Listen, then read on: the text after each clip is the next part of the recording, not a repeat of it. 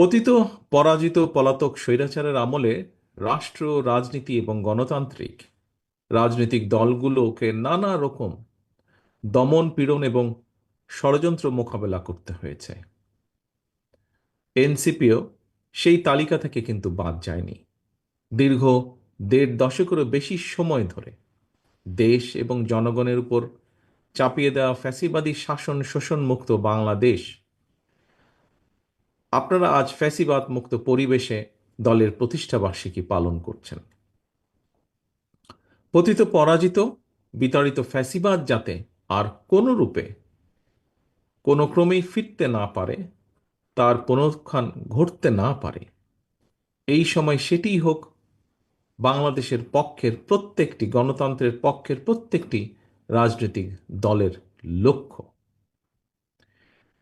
প্রিয় উপস্থিতিবৃন্দ, ফ্যাসিবাদের পথ রুদ্ধ করে রাষ্ট্র, সরকার এবং রাজনীতির গুণগত পরিবর্তনের জন্য দরকার প্রয়োজনীয় সংস্কার।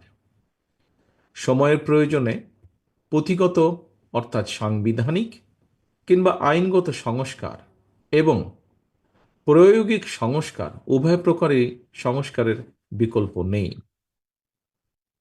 অল্প কিংবা বেশি সংস্কার বলেও কিন্তু কিছু নেই।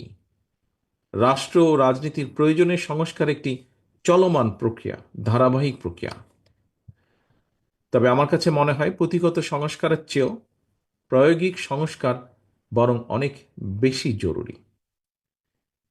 উপস্থিতিবৃন্দ, এই কথাটি বলার অর্থ হল আমাদের বর্তমান সংবিধানের ৬৫-২ অনুচ্ছেদ লঙ্ঘন করে জনগণের ভোট ছাড়াই ২০১৮, ২০১৪ এবং ২৪ সালে নির্বাচনে নামে প্রহসন চালিয়ে যে কথিত সংসদ এবং সরকার প্রতিষ্ঠিত করেছিল, সংবিধানে জনগণের সরাসরি ভোটের অধিকার দেওয়া থাকলেও জনগণকে কিন্তু সেদিন ভোটের অধিকার প্রয়োগের কোনো রকম সুযোগ দেওয়া হয়নি।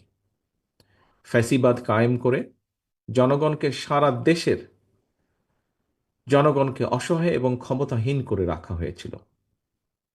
এ কারণেই আমি মনে করি রাষ্ট্রে স্বৈরাচার কিংবা ফ্যাসিবাদ রুখে দিতে সবচেয়ে বেশি প্রয়োজন জনগণের রাজনৈতিক ক্ষমতায়ন। জনগণের সরাসরি ভোটে নির্বাচিত প্রতিনিধিদের নিয়ে সংসদ সরকার গঠিত হলে অবশ্যই সেই সরকার জনগণের কাছে জবাবদিহি করতে বাধ্য এবং এর মাধ্যমে রাষ্ট্রের নাগরিকদের রাজনৈতিক ক্ষমতা নিশ্চিত হয়। দেশে জনগণের রাজনৈতিক ক্ষমতা নিশ্চিত থাকলে সরকারের পক্ষে ফ্যাসিবাদী চরিত্র ধারণ করা সহজ হয় না। সরাসরি ভোটে নির্বাচিত সরকার, অন্তর্বর্তীকালীন সরকার কিংবা তত্ত্বাবধায়ক সরকার, সরকারের চরিত্র যাই হোক, সরকারকে জনগণের কাছে জবাবদিহি করতে বাধ্য করা না গেলে ক্ষমতাসীন সরকার হয়তো নিজেদের অজান্তেই স্বৈরাচারী হয়ে ওঠে এবং এই কারণেই হুমকি ধমকি উপেক্ষা করে হলেও অবশ্যই নাগরিকদেরকে সরকারের গঠনমূলক সমালোচনা জারি রাখতে হবে। প্রিয় উপস্থিতিবৃন্দ, প্রতিটি নাগরিককে নিজেদের অধিকার প্রতিষ্ঠার দাবিতে সোচ্চার থাকতে হবে। দেশের জনগণ কিন্তু সরকারের করুণার পাত্র নয়। সরকার অবশ্যই জনগণের কথা শুনতে, জনগণের ন্যায্য দাবি মানতে বাধ্য। এখানে সরকারের মান অভিমান কিংবা রাগ বিরাগের কিন্তু কোনো সুযোগ নেই। প্রিয় উপস্থিতিবৃন্দ, আমি আগেও বলেছি, হাজারো শহীদদের রক্তের উপর প্রতিষ্ঠিত বর্তমান এই অন্তর্বর্তীকালীন সরকারের নৈতিক এবং রাজনৈতিক বৈধতার হয়তো সংকট নেই, তবে অবশ্যই এই সরকার জনগণের কাছে জবাবদিহিমূলক নয়। সরকার যেহেতু জবাবদিহিমূলক নয়, সেহেতু নৈতিক কারণেই সরকারের সুনির্দিষ্ট পরিকল্পনা জনগণের সামনে স্পষ্ট থাকা প্রয়োজন। জনগণকে অন্ধকারে রেখে রাজনৈতিক দলকে বা দলগুলোকে অনিশ্চয়তায় রেখে শেষ পর্যন্ত কোনো পরিকল্পনায় কার্যকর এবং টেকসই হয় না, হবেও না। প্রিয় উপস্থিতিবৃন্দ, জনগণের সরাসরি ভোটে নির্বাচিত সরকারের মতো অন্তর্বর্তীকালীন সরকার সকল দায়িত্ব পালন করবে হয়তো, দায়িত্ব পালন করবে, জনগণ হয়তো এমনটি আশা করে না।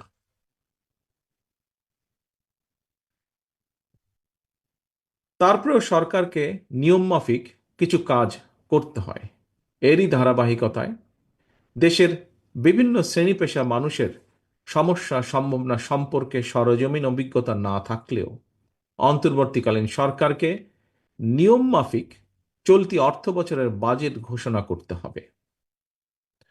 অতীত অভিজ্ঞতায় দেখা গিয়েছে প্রতিটি প্রতিটি বছর জাতীয় বাজেট বাস্তবায়নের ক্ষেত্রে ঘাটতি বাজেট হচ্ছে মূল প্রতিবন্ধকতা। বাজেট প্রণয়নের ক্ষেত্রে এনবিআর হয়তো সরাসরি কোনো ভূমিকা নেই, তবে রাজস্ব আদায়ের মাধ্যমে বাজেট বাস্তবায়নের ক্ষেত্রে এনবিআর এর ভূমিকা মুখ্য। এমন বাস্তবতায় বাজেট পাশের ঠিক আগ মুহূর্তে অন্তর্বর্তীকালীন সরকার হঠাৎ করেই এনবিআর এর সংস্কার চাপিয়ে দিয়ে রাজস্ব আদায়ের ক্ষেত্রে যে একটি অচল অবস্থা সৃষ্টি করেছে, এটি আমাদের অর্থনীতির জন্য কিন্তু খুব ভালো বিষয় নয়। এ ধরনের পরিস্থিতি মোকাবেলায় জবাবদিহিমূলক গণতান্ত্রিক সরকার সবচেয়ে বেশি কার্যকর ভূমিকা রাখতে পারে বলে সকলেই বিশ্বাস করেন, বিশেষ করে গণতান্ত্রিকামী জনগণ। বর্তমান অন্তর্বর্তীকালীন সরকারের যোগ্যতা অযোগ্যতা বিষয় নয়। দেশে স্থিতিশীল গণতান্ত্রিক সরকার না থাকায় একদিকে দেশি বিদেশি বিনিয়োগে স্থবিরতা নেমে এসেছে, অপরদিকে এক অনিশ্চিতকর রাজনৈতিক অর্থনৈতিক পরিস্থিতি নিয়ে বিভিন্ন শ্রেণী পেশার মানুষের মধ্যে একরকমের অস্থিরতা তৈরি হচ্ছে প্রায় প্রতিদিন। এ কারণেই জনগণ প্রতিদিন, আমরা দেখছি সমাজের বিভিন্ন শ্রেণী পেশার জনগণ প্রতিদিন বিভিন্ন দাবি দাওয়া নিয়ে রাজপথে নেমে আসছে।